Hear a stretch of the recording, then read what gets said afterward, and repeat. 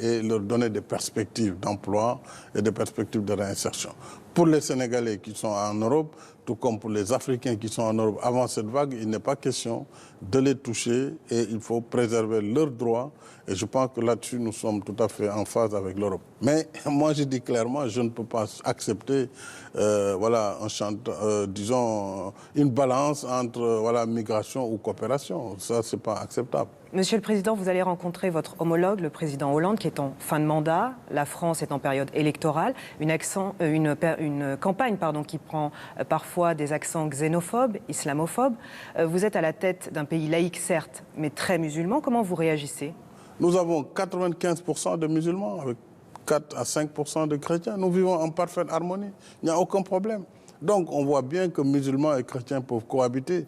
Mais il y a un discours radical qui prend pour prétexte l'islam. Et ça, ce sont les musulmans qui doivent d'abord déconstruire ce discours par d'abord les références vis-à-vis du Coran et donner cet enseignement du Coran sur la tolérance religieuse pour que nul n'en ignore. Et nous devons éviter en tout cas ce choc de civilisation et ce choc de religion, d'ailleurs qui ne fait qu'arranger les terroristes. Donc en Europe, je peux comprendre que les gens soient parfois inquiets, mais il faut qu'ils retiennent que les plus grandes victimes sont musulmanes. Et c'est dans les pays musulmans où le terrorisme fait le plus de dégâts. Il n'y a qu'à voir l'actualité au quotidien. Donc il n'y a pas de problème islamique. Il y a des radicaux qui utilisent le discours islamique pour assouvir leurs desseins. Et cela, il faut les identifier, il faut les combattre et les neutraliser.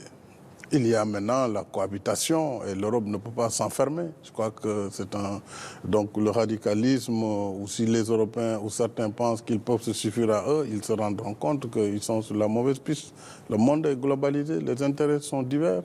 Et donc il faut que nous travaillions ensemble dans un monde où nous échangeons et nous partageons les défis, le développement, la coopération et la solidarité. C'est comme ça que je vois l'avenir du monde. Et c'est le message, en tout cas d'amitié, que je voudrais donner aux Européens. Merci beaucoup, Monsieur le Président. Merci à vous de votre fidélité. Et dans quelques instants, un nouveau journal sur France 24.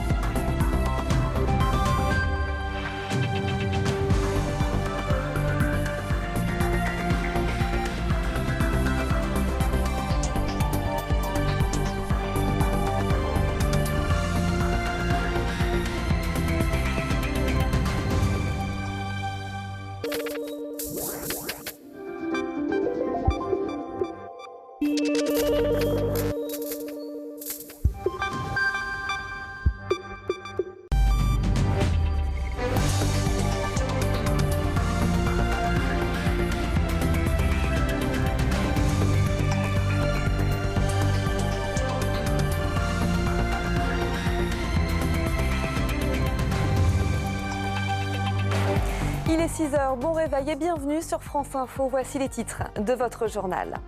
Une résolution présentée aujourd'hui à l'ONU pour l'évacuation des habitants d'Alep. Elle est soumise par la France et demande le déploiement d'observateurs internationaux. Sur place, les civils attendent toujours de pouvoir quitter la dernière poche rebelle de la ville.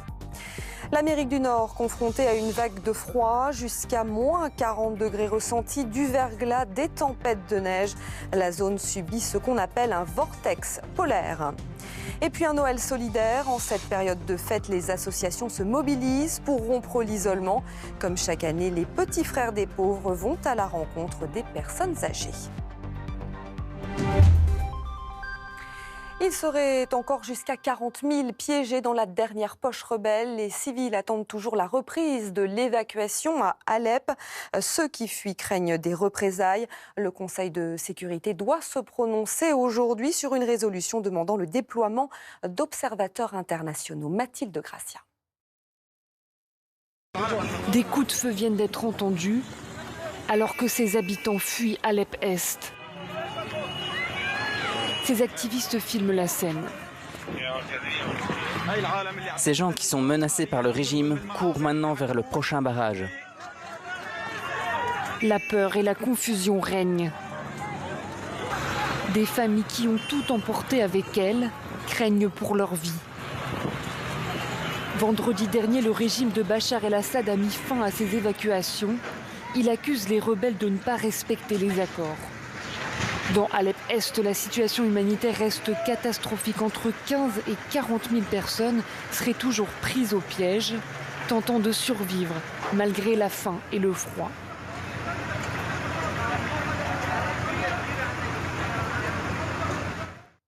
Une vague de froid s'abat depuis quelques jours sur le Canada et les États-Unis. Chute de neige et des températures ressenties jusqu'à moins 40 degrés. En Pennsylvanie, le blizzard a même provoqué un spectaculaire carambolage. Claire Coach.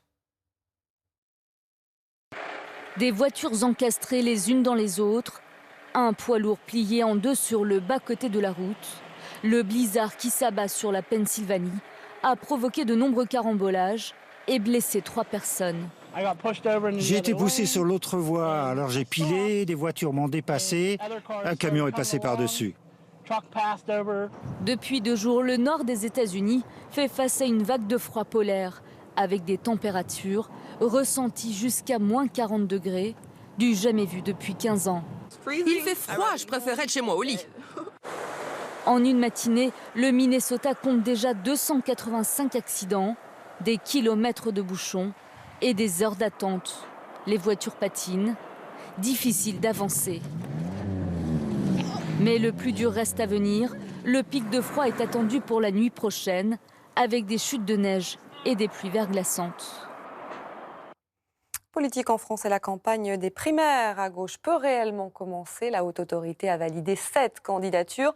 Le premier tour a lieu dans 5 semaines, mais côté organisation, il manque du monde dans certains secteurs du territoire. On voit ça avec Sophie Lançon, Véronique Gaglione et Sylvain Dauba. Premier jour de campagne et en coulisses, dans l'urgence, il faut préparer les troupes, quitte à repartir de zéro. L'électeur rentre dans le bureau de vote, on vérifie qu'il est inscrit sur la liste électorale. Donc certains ici ont déjà fait ce genre d'opération et d'autres ne l'ont pas fait. Donc voilà, il faut arriver à harmoniser tout ça, quoi. Et il leur reste juste 5 semaines. Tout le travail du mois de janvier va être à la fois de mobiliser les électeurs pour venir voter à la primaire, mais aussi de mobiliser nos militants et nos sympathisants. 40 000 volontaires qui ne sont pas encore trouvés et qu'il va pourtant falloir former le plus vite possible, avec au milieu les fêtes.